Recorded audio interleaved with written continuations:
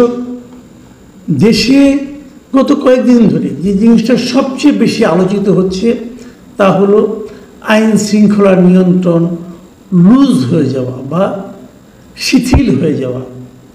মানুষ যেখানে সেখানে ছোটোখাটো ঘটনা নিয়ে মারামারি করছে, খুনোখুনি করছে, ঘোষণা দিয়ে একটা বাড়িতে হামলা চালাচ্ছে এবং নারী সহ পিটিয়ে হত্যা করছে, ধর্ষণ করছে, ধর্ষণের ছবি আবার ফেসবুকে এবং সোশ্যাল মিডিয়ায় ছড়িয়ে দিচ্ছে। সারা দেশে একটা মবের আতঙ্ক তৈরি হয়েছে। পুলিশের যে পুলিশ স্টেশন সেটা ঘেরাও করা হচ্ছে এবং ঘেরাও করে আসামিকে ছাড়িয়ে নিয়ে যাওয়া হচ্ছে, পুলিশ স্টেশন ভাঙচুর করা হচ্ছে। কোথাও আবার দেখা যাচ্ছে একজন লোককে ধরে এনে বলা হচ্ছে এই স্বৈরাচারের অথবা ফ্যাসিস্টের দোষর একে অ্যারেস্ট করতে হবে, তার বিরুদ্ধে কোনো মামলা থাকুক বা না থাকুক সেটাও করতে বলা হচ্ছে। দাঙ্গা হচ্ছে, অপহরণ হচ্ছে, এগুলো আমরা ব্যাপকভাবে মিডিয়াতে দেখছি, আমাদের আশেপাশে দেখছি। কেবল মিডিয়াতে দেখছি তাই না, কিন্তু মিডিয়া পড়ে আমরা জানছি না, আমাদের আশেপাশেও দেখছি এই ঘটনাগুলো ঘটছে। মানুষ নিরাপত্তাহীনতায় ভুগছে। মানুষ জানে না রাস্তায় বের হওয়ার পর যদি তাকে কেউ কোনো একটা স্বৈরাচারের দোষর হিসেবে ট্যাগ দিয়ে মারধর করে তাকে ফেরানোর জন্য কেউ আসবে কিনা এটা কেউ জানে না। এমন অবস্থায় আজকে প্রধান উপদেষ্টার অফিস থেকে একটা প্রেস ব্রিফিং করা হয়েছে যে বিভিন্ন মিডিয়ায় অপরাধ বৃদ্ধির যে খবরাখবর আসছে এটা আসলে পুরোপুরি সঠিক নয় এবং এই বিষয়টা প্রধান উপদেষ্টার যে সামাজিক যোগাযোগ মাধ্যম আছে, ফেসবুক পেজ আছে, সেখানেও এই বিষয়টা উল্লেখ করা হয়েছে, উনিও লিখেছেন। এবং ইন্টারেস্টিংলি হলো সেখানে এর সাপোর্ট হিসাবে তারা পুলিশের দেওয়া দুটো পরিসংখ্যান উপস্থাপন করেছেন এবং এই পরিসংখ্যানগুলিতে তারা নানা ধরনের চিত্র দেখিয়েছেন। একটা 2020-এর জানুয়ারি থেকে 2025-এর জুন পর্যন্ত তারা একটা বছর ভিত্তিক পরিসংখ্যান দিয়েছেন। আরেকটা দিয়েছেন যে এই 2024-এর সেপ্টেম্বর থেকে 2025-এর জুন পর্যন্ত প্রতি মাসের একটা হিসাব তারা দিয়েছেন।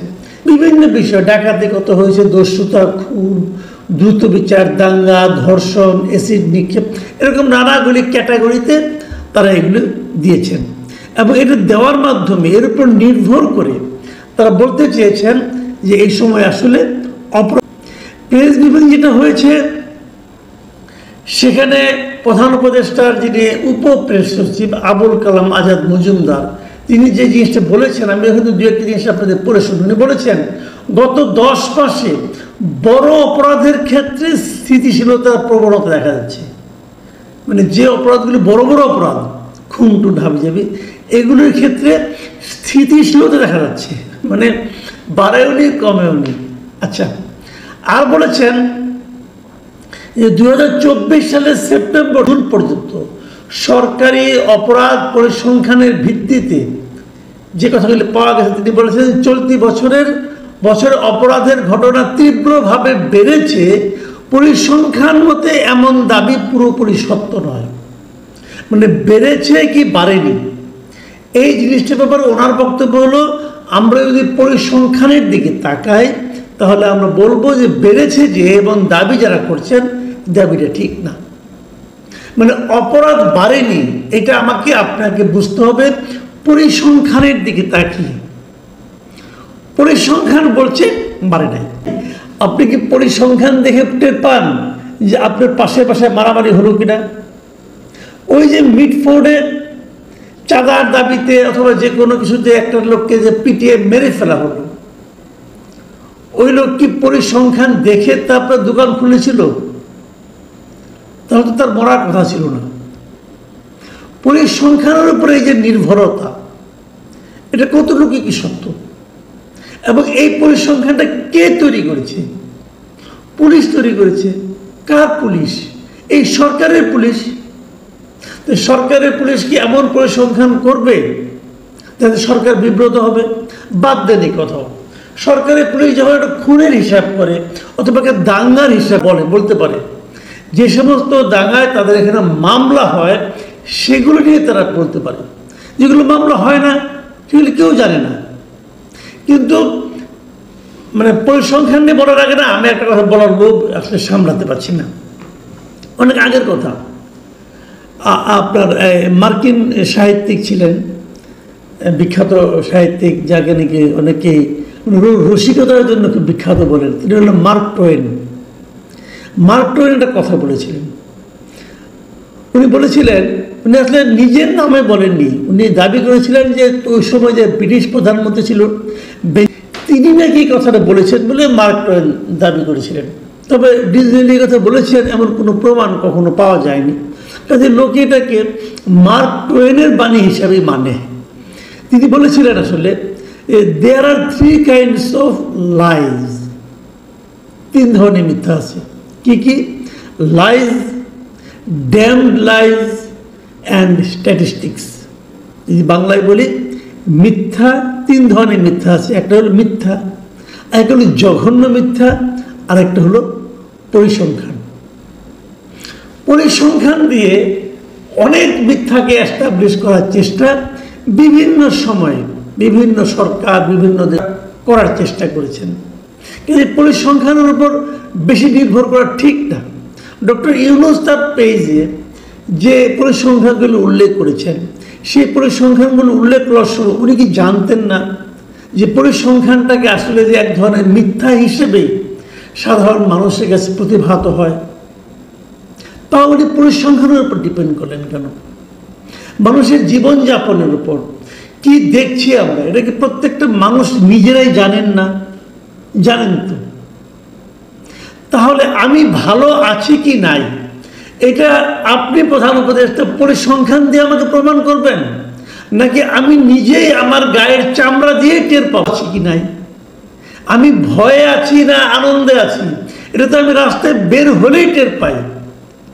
আপনি কি পরিসংখ্যান দিয়ে প্রমাণ করবেন যে আমি খুব নিরাপদের মধ্যে আছি? বাজারের জিনিসের দাম বাড়লো কি বাড়লো না, যখন আপনি বাজার করতে যান তখনই আপনি জানেন। আপনি বাজারে যে একটা জিনিস কাঁচা মরিচের দাম গত কয়েকদিনে 250 টাকা করে বেড়ে গেছে, আপনি গেলেন বাজারে, বাজার থেকে আসলেন এবং বাণিজ্য উপদেষ্টা পরিসংখ্যান দিয়ে প্রমাণ করলেন যে কাঁচা মরিচের দাম আসলে কম। করতেই পারেন, কিন্তু সেই প্রমাণটাকে আপনার ঘরের শান্তি ঝালের শান্তি ফিরে আনবে না তো। তো এই সমস্ত পরিসংখ্যান যখন দেওয়া হয় তখন বুঝতে হবে আসলে ওনাদের আর কিছু বলার নাই। যখন লজিক না থাকে তখন এই ধরনের পরিসংখ্যান ভিত্তিক তত্ত্ব এবং তথ্য দেওয়ার প্রবণতা বেড়ে যায়। আমরা সরকারকে অনুরোধ করব, ভাই পরিসংখ্যানের হিসাব বাদ দেন। আপনি যদি পরিস্থিতি ভালো করতে পারেন সেটা আপনাকে বলতে হবে না, জনগণই বলবে। যেমন গত রমজানে জিনিসপত্রের দাম আপনারা নিয়ন্ত্রণে রাখতে পেরেছিলেন, জনগণ বলেছে। আপনাকে কষ্ট করে পরিসংখ্যান দিতে হয় নাই। যখন আপনারা পরিসংখ্যান দেন, আমার বিবেচনায় আপনি একটা হাস্যকর কাজ করেন এবং জনগণের কাছে নিজেদের অক্ষমতাকে ঢাকার একটা হাস্যকর প্রচেষ্টায় লিপ্ত হন। এইটা এদেশের মানুষ খুব ভালো বোঝে এসে আইন শৃঙ্খলার পরিস্থিতি কেমন আছে। আমাদের অনুরোধ, এই দেশের মানুষকে বোঝার চেষ্টা করেন, মানুষকে বোকা বানানোর চেষ্টা করেন না। প্রিয় দর্শক, এখন এই পর্যন্তই। আল্লাহ। এইভাবে দেশ আর কতদিন চলবে? কত মায়ের কোল খালি হবে? এটাই কি জুলাইয়ের স্বাধীনতার বাংলাদেশ, না আগেই ভালো ছিল? ভিডিওটি কেমন লাগলো অবশ্যই কমেন্ট বক্সে জানিয়ে দেবেন। আর গরম গরম খবর দেখার জন্য অবশ্যই আমাদের চ্যানেলটি সাবস্ক্রাইব করে সাথে থাকবেন। সবাইকে ধন্যবাদ।